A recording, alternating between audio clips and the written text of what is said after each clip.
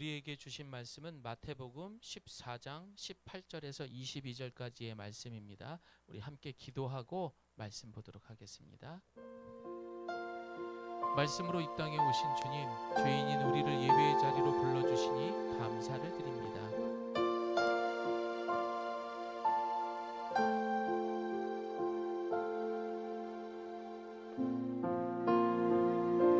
예수님의 이름으로 기도드립니다. 아멘. 갈릴리 해변에 다니시다가 두 형제 곧 베드로라 하는 시몬과 그의 형제 안드레가 바다에 금을 던지는 것을 보시니 그들은 어부라.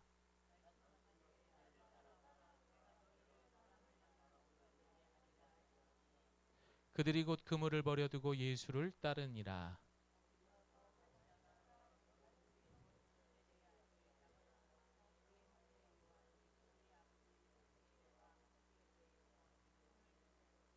함께합니다.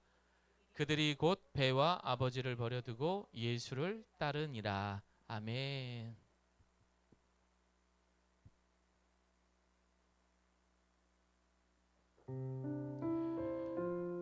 보시는 것처럼 우연하게 생기는 일에 대해서 그것을 가능성의 크기를 숫자로 나타나는 것을 우리는 확률이라고 말합니다. 뭐라고요? 확률. 그렇습니다. 보시는 것처럼 우리는 살아가면서 과연 내가 질병에 걸릴 확률이 얼마나 될까?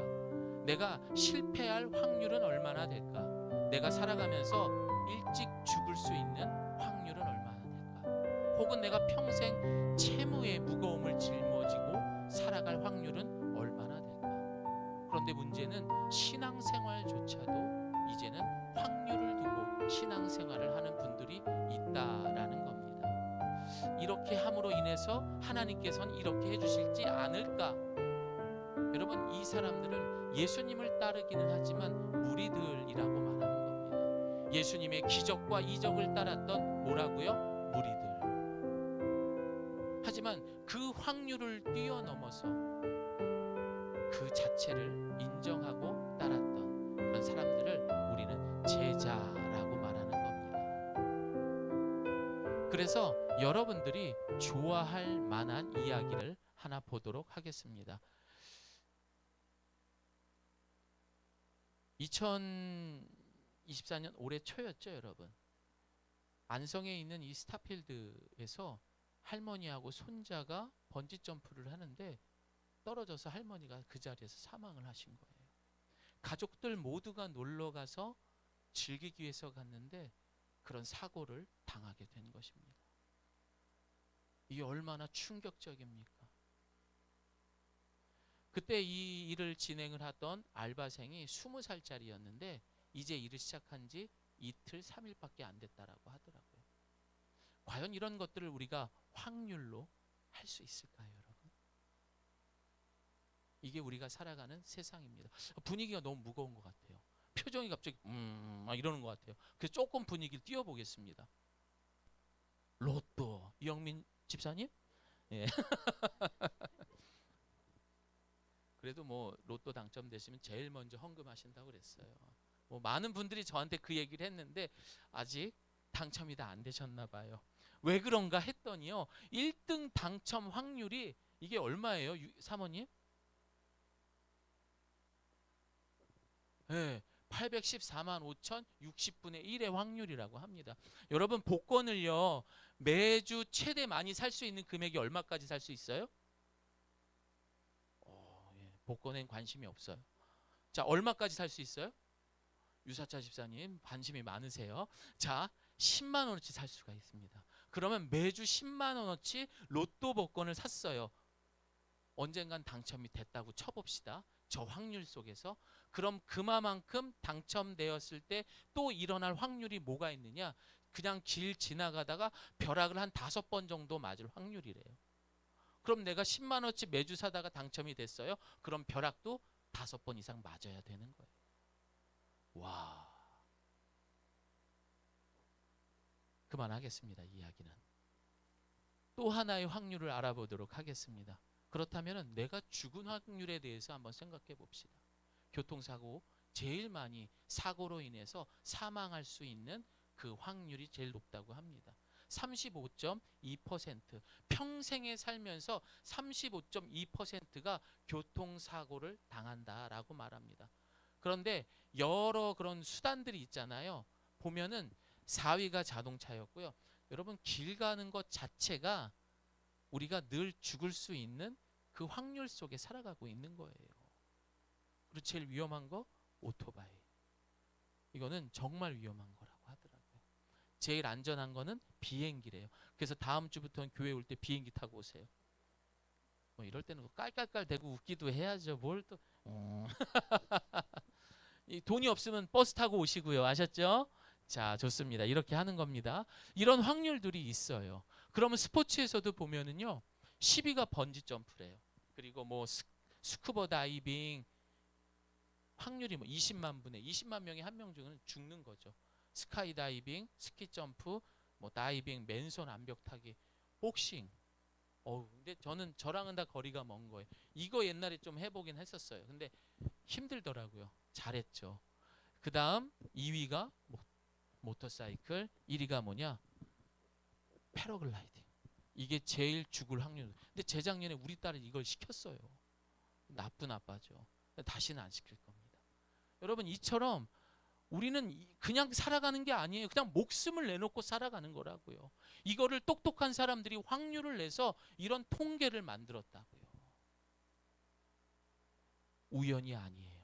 그래서 하나님은 매일 아침마다 우리에게 뭐라고 말씀하시는 거예요? 야, 오늘도 살아라. 우리 옆에 분하고 인사하겠습니다. 오늘도 살았다. 이제야 좀 웃으시네. 아, 내가 그렇게 대단한 사람이구나. 맞아요, 여러분. 그냥 이 생명을 허락하시는 게 아니에요. 100명 중에 여러분들 생각을 해보세요. 살아가면서 35.2%래잖아요. 사랑하는 여러분, 우리가 이렇게 살아갈 수 있는 것은 우연이 아닙니다. 하나님의 은혜인 것입니다. 그래서 우리는 하루하루, 내일 월요일이죠. 제 딸이 제일 싫어하는 날이 월요일이에요. 그래서 월요일이라고 해서 힘겨워하지 마시고, 오늘도 살아라. 하나님 감사합니다. 그렇게 살아갈 수 있는 저와 여러분 되기를 소망합니다.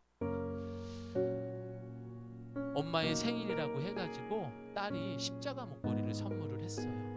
얼마나 좋은지.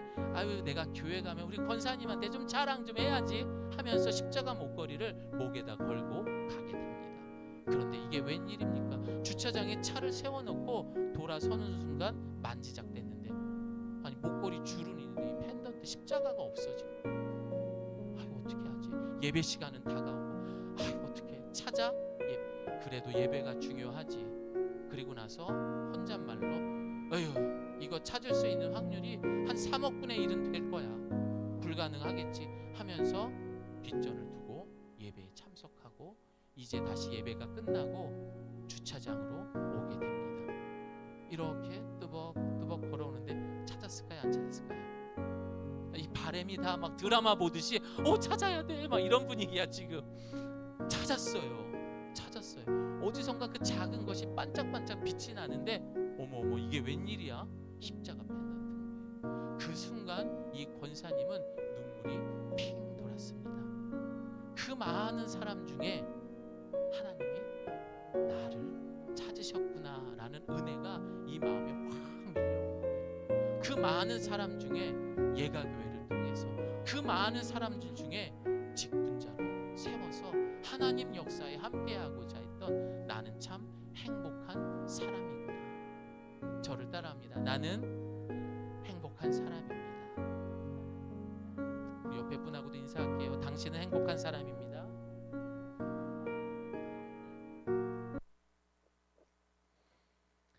우리가 세상에 태어날 확률이 확률적으로 봤을 때, 죄송해요, 오늘 확률 이야기가 많이 나와서, 확률적으로 3억분의 1이래요. 유혜림 집사님이 이 땅에 태어나기 위한 확률이 3억분의 1로 태어난 거예요. 아무나 태어나는 게 아니더라고요. 우리가 이런 사람들이라고요. 그러면 내 옆에 있는 남편과 아내를 만날 확률은 몇 분이에요? 몇 분의 몇이에요? 아니죠, 여러분. 전 세계 인구분의 1이 되는 거죠. 뭐 그렇게 많이 만나려고 그러세요? 자, 우리 함께 시편의 말씀을 읽어보겠습니다. 시작. 주께서 내 내장을 지으시며 나의 모태에서 나를 만드셨나이다.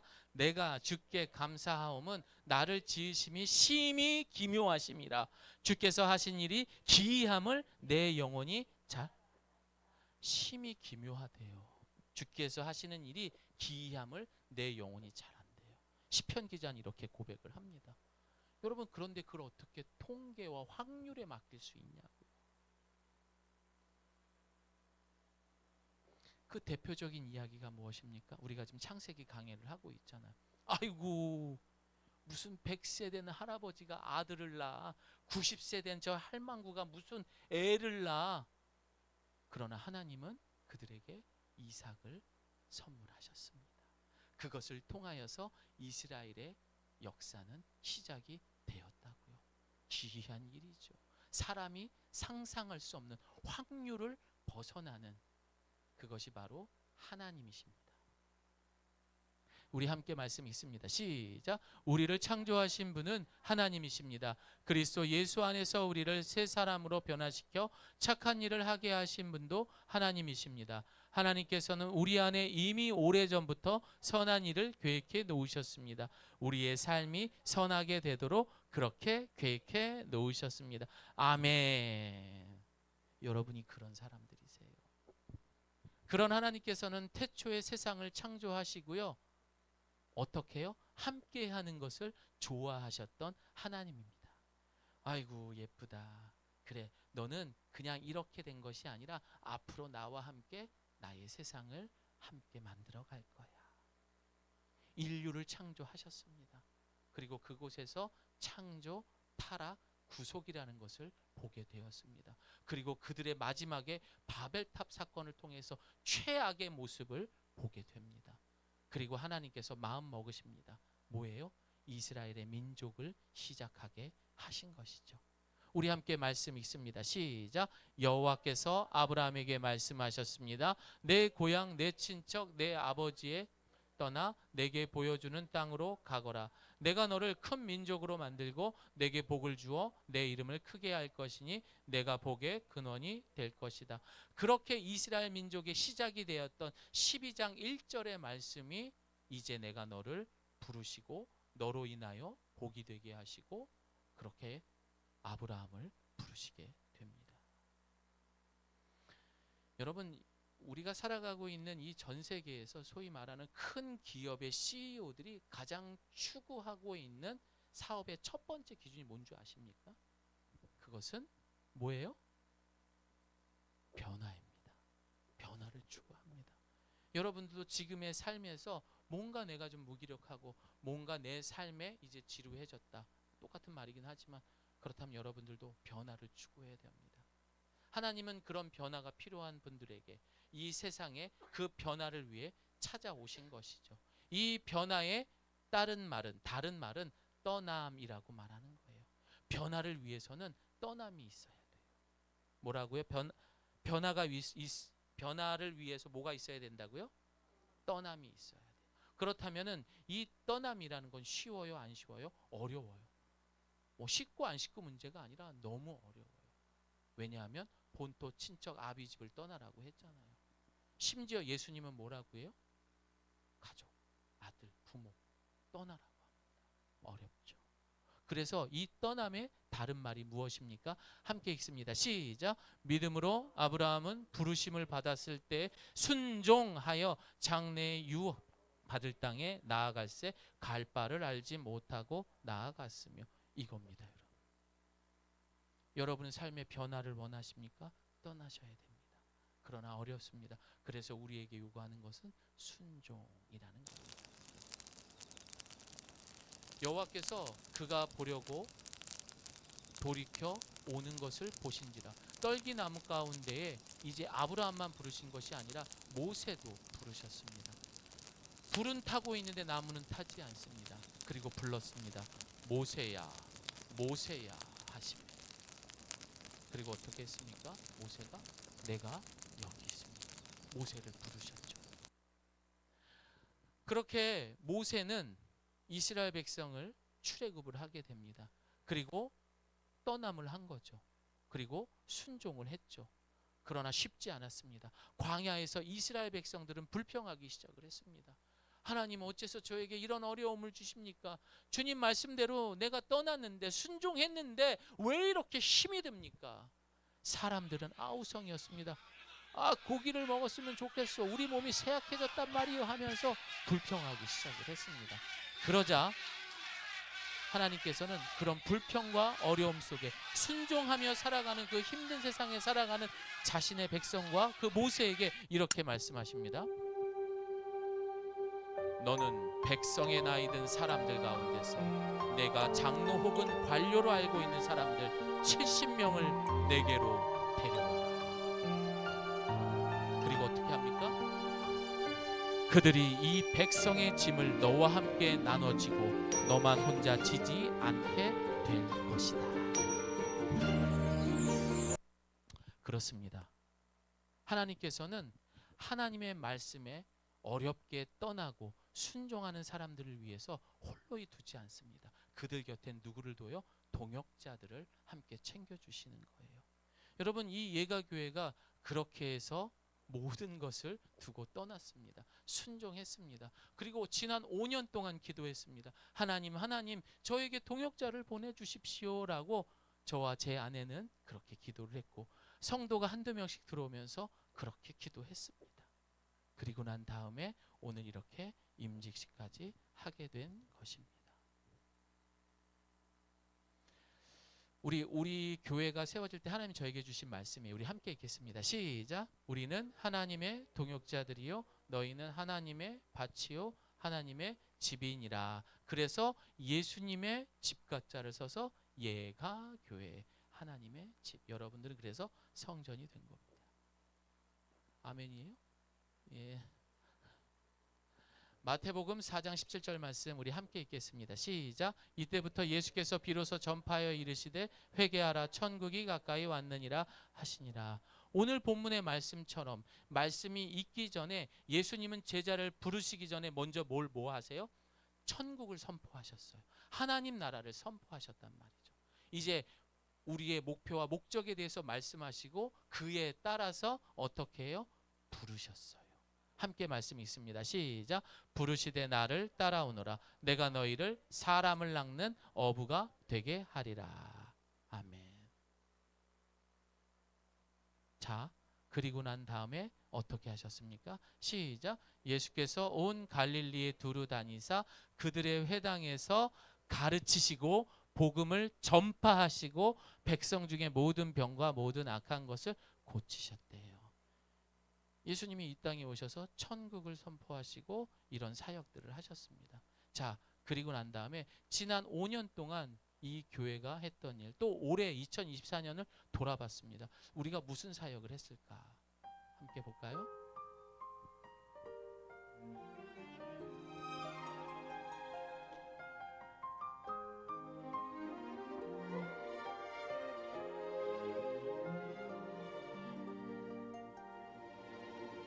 너희는 강하고 담대하라. 두려워하지 말라.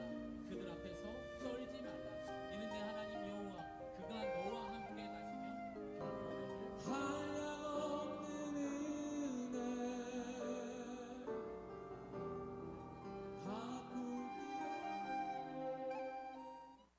이 모든 순간이 주의 힘을 나는 믿네. 한 번 더 세상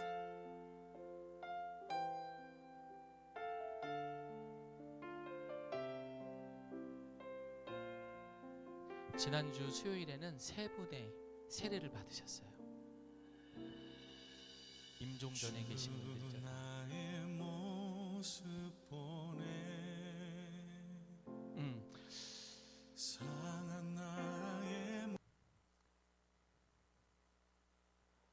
저희 교회는 지난 올해를 돌아보면요, 딱 이거밖에 한 게 없더라고요. 가르치고 전하고 그리고 고치는 일을 했었습니다. 지난주에 참 감사한 거는 호스피스 병동에서 그 임종이 오신 분들은 이제 세례를 드렸는데 그 예배에 계속 참석하셨던 가족분들이 함께 또 세례를 그 자리에서 받으셨던 거예요.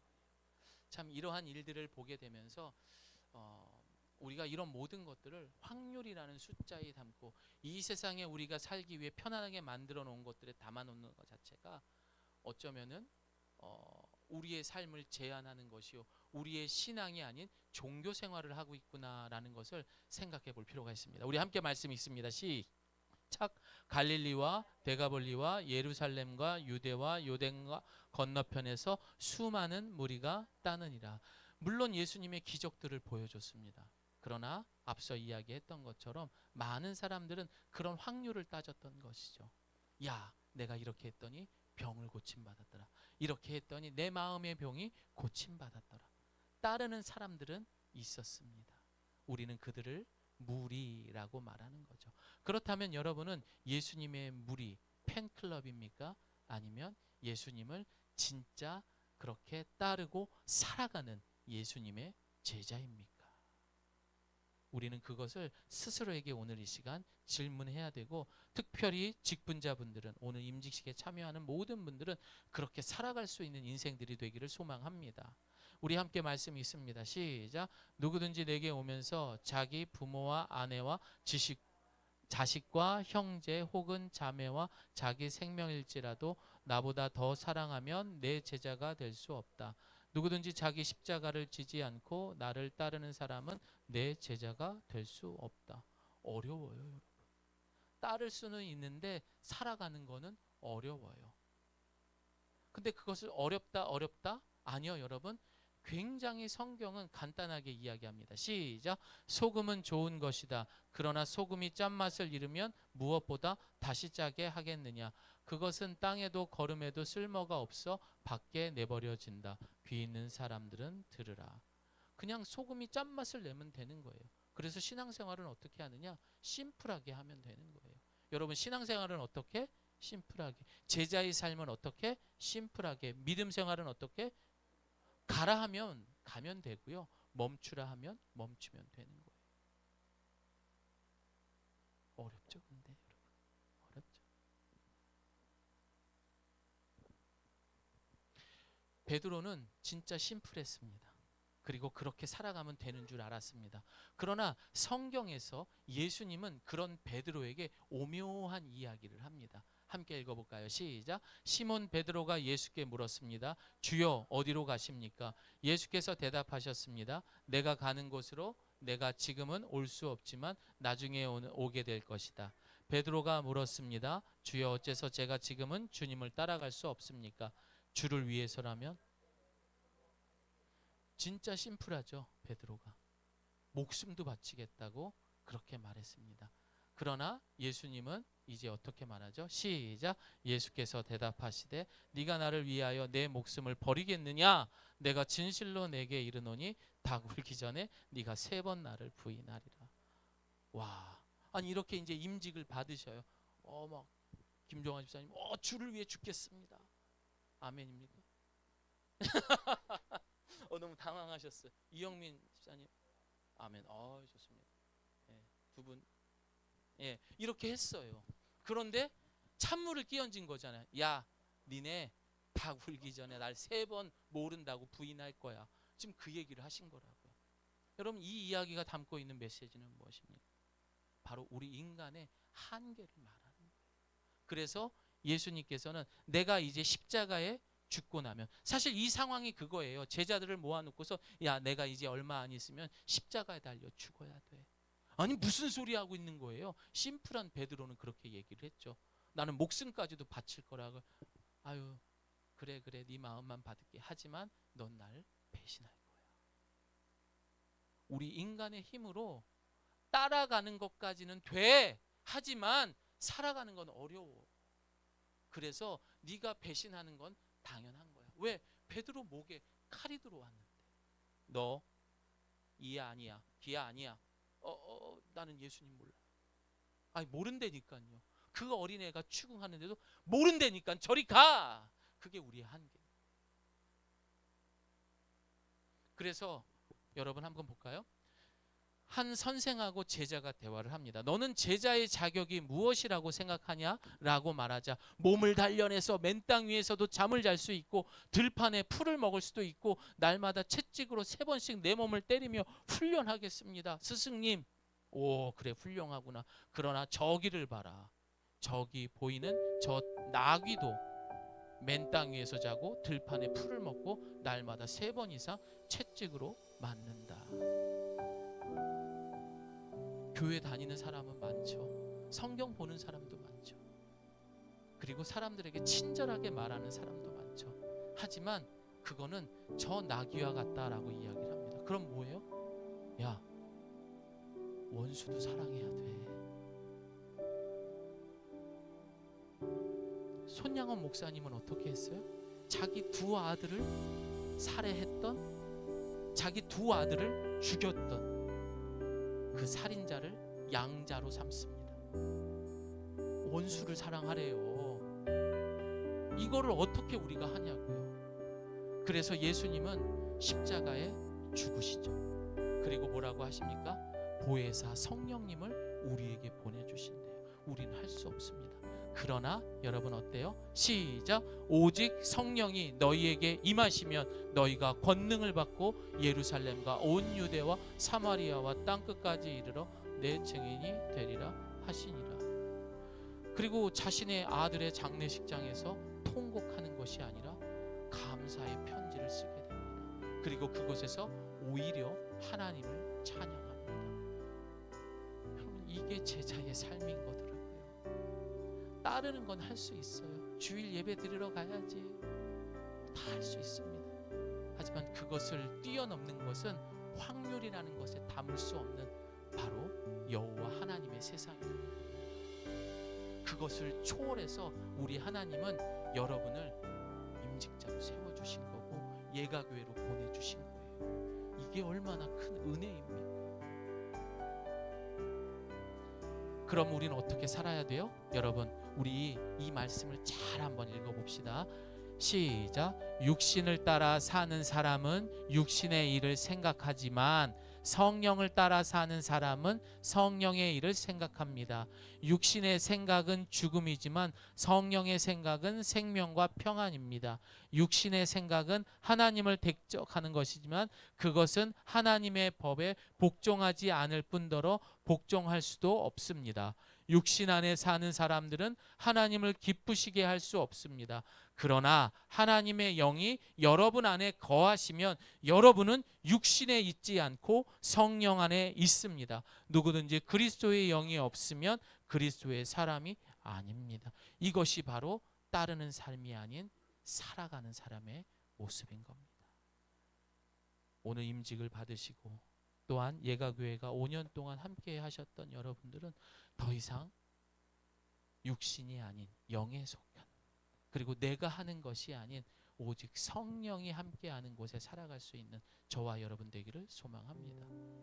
여러분 제자의 삶이라는 것은요 확률과 우연이 아니라 성령으로 어느 곳에서도 순종하며 열매 맺을 수 있는 증인의 삶을 우리는 제자의 삶이라고 말합니다.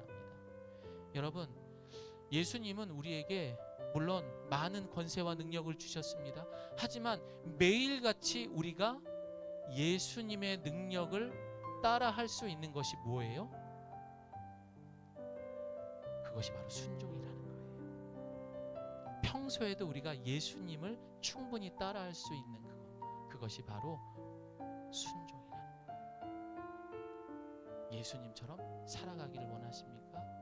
그럼 오늘 이 시간 여러분 순종하며 그렇게 살아갈 수 있는 저와 여러분 되기를 예수님의 이름으로 축복합니다. 아멘. 우리 함께 기도하도록 하겠습니다.